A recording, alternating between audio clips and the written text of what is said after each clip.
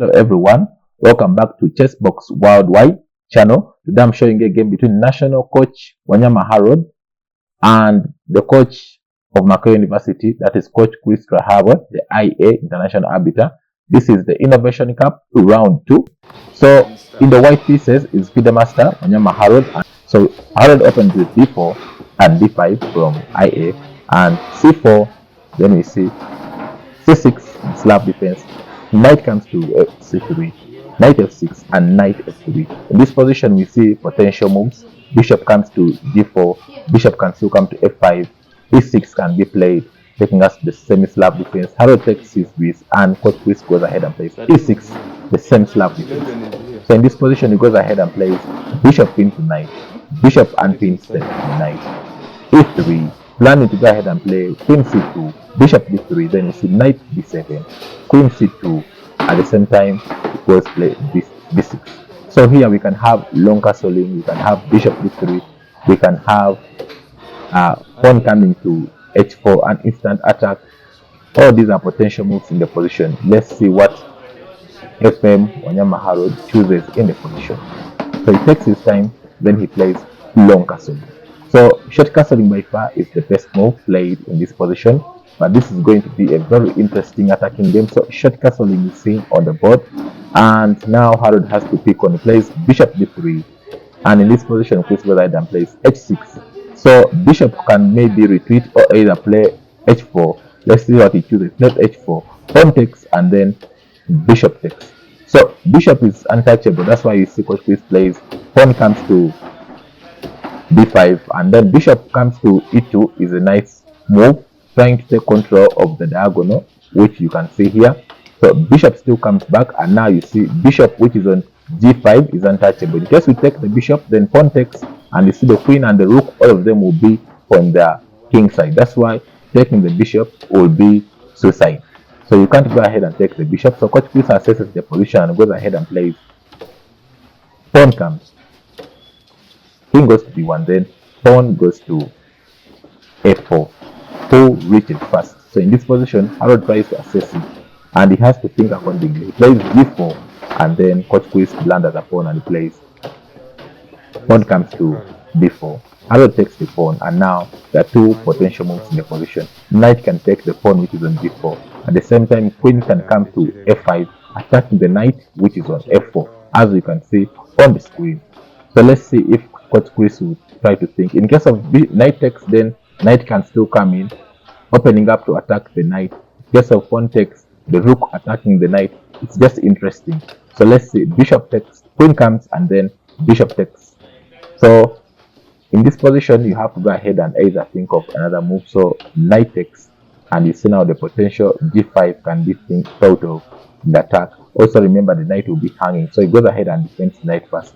Now you see pawn coming to g5 can be thought of. The pawn, which is on c6, is also a hanging pawn. You see now the queen is putting an eye. Rook can still come back here, so knight moves away so that the pawn can't attack anything. And now you see Harold can't even go ahead and win the pawn, which is on c6, because now it will be very dangerous. So he plays knight comes. Now you see the pawn, which is on c6, is hanging. In this position, if the knight takes, it will be blocking the bishop and the queen. So bishop either can come and defend this pawn, then it can give room to the rook still coming. So all these are potential moves which can be thought of in the position. So Coach Chris goes ahead and plays bishop comes to defend the pawn, which is on c6, and Harold goes ahead and plays knight attacking the queen. So in this position, the queen has to retreat because now the knight is attacking the queen. Yes, queen goes back to c7, and Harold goes ahead and plays pawn coming in. So you can't go ahead and push the pawn on h5 because now the bishop will take the pawn, which will be on h5. That's why in this position, Coach Chris can try to go ahead and ignore and just try to think of how best he can go about the position. C5 can be a good move, opening up for the bishop to attack the rook. It's also a good move. Pawn takes is also a good move, and after pawn takes, you can go ahead and play g6. All those are good moves in the position. Let's see what Coach Chris assesses and sees in the game. You can set knight. The knight on the rim is dim, so he goes ahead and plays pawn c5. Very good move. Harold plays rook, moves away from the diagonal of the bishop. So now he's ready now to take the pawn. So coach Chris takes, pawn takes, and now Harold has to go ahead and take this. He takes the pawn, and in this position, coach Chris to play. You see, in this position, if rook takes the knight, then the knight can still come in on check. If coach Chris sees it, rook takes knight, and now in case of pawn takes rook, now the knight is going to come on c3 check, and now blocking the king and the rook, and all that is very dangerous to play. Harold is shocked. He couldn't believe his eyes. He takes the rook, then knight comes in instant, knight check, attacking the rook. And remember also, the bishop also is also putting eyes on here. So king goes away. Now the knight is attacking the rook and the bishop. Either rook can still go either to e1 or rook c1. All those are good moves. And now he doesn't even take the rook. Oh my god, he plays rook comes to a8. I can tell you, coach Chris is on fire now. Harold can also go ahead and, for example, here, pawn g6 is a very good move. In case of f takes, then queen can come in. Harold will be winning this game. But however, after rook a8, Harold goes ahead and plays rook d3, which is a blunder. And then coach Chris goes ahead and plays bishop pin. Now, coach Chris is even shocked when he saw Harold playing this move. So he pins the rook, and this position, Harold has only one good move in the position. He has to go ahead and play knight d2. In case of knight comes to d2, in case of pawn comes to c4, then the knight can still take the bishop. In case of pawn takes, then queen can take the pawn, and all will be well. However, let's go back. After bishop e4, Harold has to think of knight coming to d2 to save pieces, because if he goes away and coach Chris can manage to go ahead and push the pawn which is on c4, I can tell you Harold will be busted. So he takes his time to see the best move in the position, and he has to think of the way. Remember, IA Chris Turyahabwe is an IM slayer. He once beat IM Atasegwanyi in the Ravushenyi, which qualifies him to be an IM slayer. And Harold is just from the United States of America. He has been playing the World Rapid and Blitz Championship, featuring players like Magnus Carlsen, Abdul Sakarov, Kukesh, Arjun Erigaisi, the world's finest chess players. So he has to prove a point that he's from USA. He has played with the Grandmasters. He's just on form. He's fresh from the United States, from the plane. So he has to play fantastic chess. So this is a very interesting game, and coach Chris looks on the side. He knows that at least if you look at this game, he has a 5+ advantage. So coach Harold has to think of knight b2. In case of any other move which is a knight b2, I can tell you the game is going to be busted. So he takes his time, and he has to understand the position. Without knight b2, it's going to be busted. So he goes ahead and plays knight. So in this position, coach Chris can win the game on the spot if he can see pawn coming to c4, at the same time queen coming to h2, attacking the rook which is on g1. All those are potential moves. You see how the bishop is attacking the rook. Pawn c4, and then Harold has to resign immediately. Let us see if coach Chris can see all these moves. These are all impossible moves to see in the position.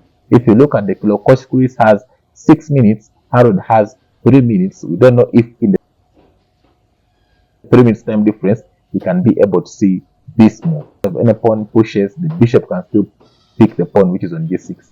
And I can tell you coach Chris is good to go. He goes ahead and plays the tempting move. He plays queen c6. Now you see that now queen is putting an eye on f4, at the same time defending the bishop which is on e4. Harold has to move away from this pin, because without moving away from this pin now, the pawn which is coming in on c4 is now a strong move. So he plays queen comes to d2. Now you see that knight can still take the bishop. Then after taking the bishop, now the bishop will be also putting an eye on the rook. Pawn coming to c4 is still a threat, and coach Chris has, if in this position coach Chris can manage to take knight takes bishop on e2, and then he can go ahead and push the pawn, I can tell you Harold will be busted. Looks at the position very well, and he sees that if the knight takes the bishop on, if he takes knight takes e2, oh my god, he finds the move, and now Harold has to take the knight. Okay, Harold goes ahead and plays queen takes, and in this position pawn c4 is winning by 5. He goes and he finds it, pawn takes e4. So pawn c4 is a very strong move, attacking the rook, and now you see now the rook is attacking the pawn which is on f4. The queen is attacking the pawn which is on f4. Pawn coming to b3, pawn coming to c3. All those are good moves. So Harold goes ahead and plays rook d1, and pawn c3 comes in instantly. Now, there's no way Harold can defend this position. For example, in the case of knight comes to d3, then, and in the case of either rook comes to either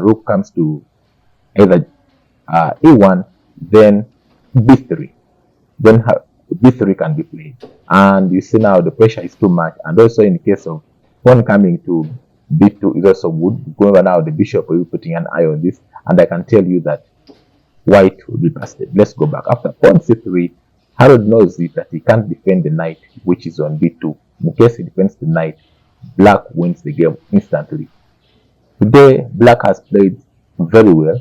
Coach Chris in the black pieces has played very well, and he has a lot to prove because he's the coach of Mackay University, the mighty university in East and Central Africa, and he has produced very many strong players in the country. So he's a veteran in the chess game, and national coach has to fight so hard. Remember, he's just from the World Blitz and Rapid Championships, so he has to prove a point in this position.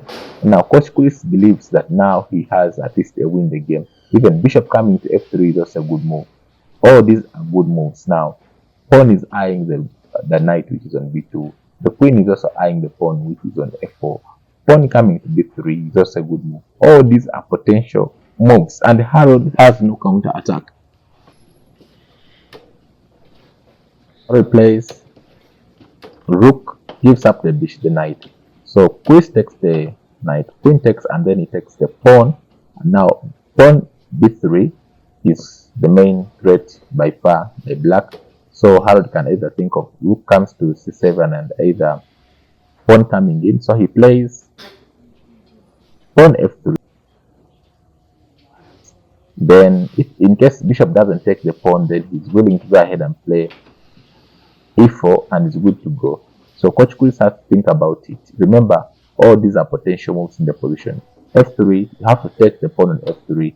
Remember, after taking the pawn on f3, the rook will be coming in here. So bishop takes, and he comes in and he plays. He can play either rook coming to c4 or either rook c7. So he plays rook c7, and you can even sacrifice the bishop, which is on e7, and just go ahead and play b3, and you are good to go. But however, even bishop d6 is a good move which can be played in the position.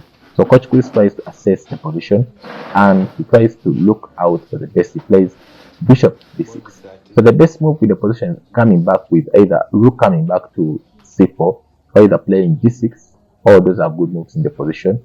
But now it is Harold who is supposed to come up with the move. He has to justify the reason why he gave up the pawn which was on f3. I can tell you it is too much. It is too much. The attack is very serious, and he has to. Harold goes ahead and plays. Rook comes and takes the pawn, which is on f7. Now the essence of this move that in case of king takes, then rook can still come on f1, take the bishop, which is here. But FM, I think, has forgotten that now there is queen coming to d1 check, checking the king and picking the rook, which will be on f3. Coach Chris has to go ahead and take the rook, because if you don't take the rook now, Harold would have gotten a chance to come back in the game. Plays king takes, then rook comes to f1, pinning the. But remember, queen can still come in. So Coach Chris goes away.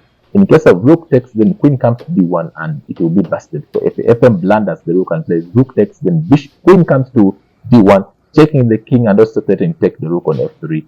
I can tell it's busted for FM and has to go back and resign.